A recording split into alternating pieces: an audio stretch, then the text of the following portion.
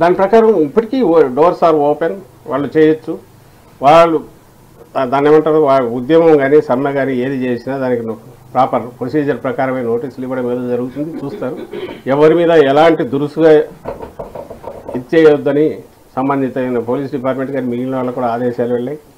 Only thing is ప్రత్యామ్నాయ ఏర్పాటు చేయకపోతే ఈ సప్లై ఏదైతే ఉందో చేయాల్సిన డిస్ట్రిబ్యూషన్ కానీ మిగిలినవి, అలాగే పిల్లలను చూసుకోవడం, వీటి యాక్టివిటీకి సంబంధించినంత వరకు ఇబ్బంది వస్తుంది. కాబట్టి ప్రత్యామ్నాయ ఏర్పాటు చేసేటప్పుడు ఎవరైనా అడ్డం వస్తే సహజంగానే దాని మీద ప్రభుత్వం చర్యలు తీసుకోవాల్సి ఉంటుంది. అంతకుమించి వీళ్ళు సమ్మె చేస్తున్నందుకో, లేదా రకరకాలుగా వాళ్ళు పరుషంగా మాట్లాడుతున్నందుకో, లేక మేము ప్రభుత్వాన్ని దించుతామన్నందుకో, అలాంటి వాటికి అయితే ఎవరు దురుసుగా ఏం ప్రవర్తించరు. ప్రభుత్వం వైపు నుంచి పూర్తి సమయవంతం ఉండమని ముఖ్యమంత్రి గారు చెప్పారు. గత ప్రభుత్వాల్లా కాదు. కానీ బాధ ఏంటంటే ఆ మాటల్లో జైళ్ళకైనా వెళ్దాం, ఏదైనా చేద్దాం అనడానికి ఇది డీల్ చేస్తున్నది ప్రభుత్వంలో అంతర్భాగమైన మీరు ప్రభుత్వం మీదే ఇది చెప్పి చేయడం అంటే, చేయగలిగితే ఇప్పటికే చేసేవాళ్ళం, చేయలేని పరిస్థితులు ఉన్నట్టు అర్థం చేసుకోమని ఇటుపక్క అడుగుతుంటే, ఇది తెగేంత వరకు లాగడం అనేది కరెక్ట్ కాదు. ఆ తెగేంతవరకు లాగడము, తెంచడము అనేది మీ వైపు నుంచి వద్దు, ఇటువైపు నుంచి ఆ ప్రయత్నం అలాంటి ఇది ఉండనే ఉండదు. గవర్నమెంట్ వైపు నుంచి మీరు చేయొద్దని ఉద్యోగులందరికీ విజ్ఞప్తి చేస్తారు.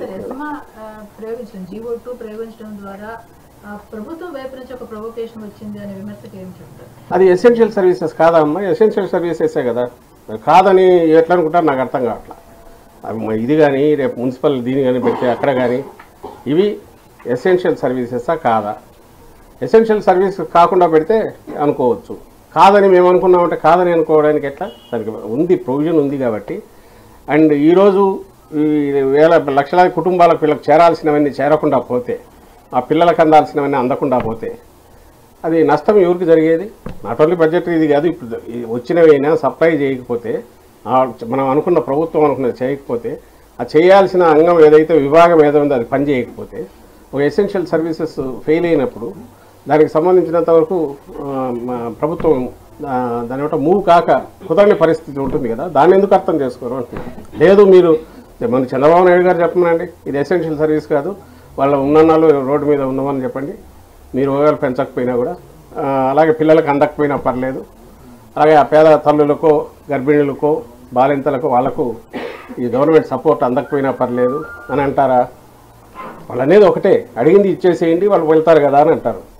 పోనీ ఆయన ఏ రోజన్నా చంద్రబాబు నాయుడు ఆ రోజు ఇచ్చాడా?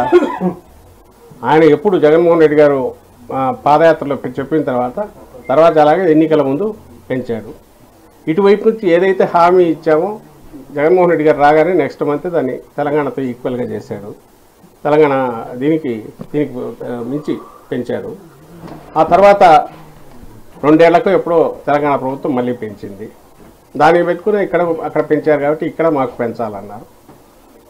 అవి ఇప్పుడున్న పరిస్థితిలో రాగానే ప్రామిస్ చేసింది ఇచ్చేసాం కాబట్టి నెక్స్ట్ చూస్తాము. ఇప్పటికీ బడ్జెటరీ ఇది కానీ మిగిలిన వాటికి కానీ అంత కుదరదు, ఎన్నికలు కూడా వస్తున్నాయని చెప్పాము. So with all due seriousness పరిశీలించి చేయగలిగినవన్నీ 60 to 62 ఏళ్ళకి కానీ మిగిలినవన్నీ చేస్తూ వచ్చాం.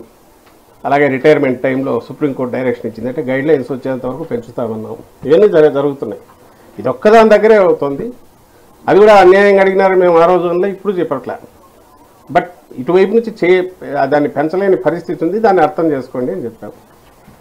దాన్ని అది మేమేదైనా కమ్యూనికేట్ చేయడంలో ఇదే ఉన్నా, ఈ డిలే జరుగుతున్న నాళ్ళు ఇన్నాళ్ళు వాళ్ళు సమ్మె చేస్తున్నా, ఎలాంటి కఠిన చర్యలు కానీ అవి లేనప్పుడు దాన్నైనా పాజిటివ్ స్పిరిట్తో చూసి ఇప్పటికే వచ్చిండాల్సింది.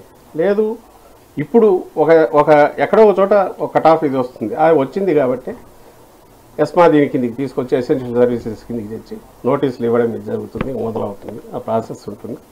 ఇప్పటికైనా సమయం మించిపోయింది లేదు. అది రిక్వెస్ట్ చేద్దామని మీ ద్వారా, మీడియా ద్వారా రిక్వెస్ట్ చేద్దామని వచ్చాం. దాన్ని దయచేసి అర్థం చేసుకుని వాళ్ళు కానీ, అలాగే మున్సిపల్ వర్కర్స్ కూడా చేయగలిగినంత చేశాం. పట్టుదలకు పోకుండా ఇంకా చిన్నవి ఏమైనా ఉంటే వేరే పరిశీలించవచ్చు, that's not a different issue. కానీ సాలరీ పెంచడం అనేది ఇప్పట్లో కుదరదనేది దయతో అర్థం చేసుకొని సమ్మె విరమించాల్సిందిగా కోరాను. మున్సిపల్ ఇప్పటికైతే ఏం లేదు, చర్చలు జరుగుతున్నాయి, రిజాల్వ్ అవుతుందని అనుకుంటున్నాము. నిన్న మళ్ళీ కూర్చున్నాం. అంగన్వాడీ దీనికి సంబంధించి కూడా వాళ్ళు ఈరోజు మళ్ళీ వచ్చినట్టున్నారు సీఎస్ గారు. అది కూడా రిజాల్వ్ అవుతుందేమో అని ఆశ ఉంది. బట్ ఈలోగా నేను ఈరోజు వాళ్ళ స్టేట్మెంట్లు కానీ పొలిటికల్ పార్టీస్ దాన్ని ఒక స్టాండ్ తీసుకోవడం కానీ, అలాగే మొన్నటి వరకు 19 వరకు అధికారంలో ఉన్న తెలుగుదేశం పార్టీ కూడా ఒక పొలిటికల్ స్టాండ్ తీసుకొని రావడం కానీ, అలాగే వీళ్ళ దాంట్లో కూడా ప్రభుత్వాన్ని దించేయగలమనే ఇది కూడా మాకు ధీమా ఇచ్చారు ఆ పార్టీలు అంటుంటే, అది ఎక్స్ట్రీమ్ పొజిషన్ అలాంటివి తీసుకోవడం ఉద్యోగులుగా ఉన్నవాళ్ళు. అది నిజంగా కరెక్ట్ కూడా కాదు.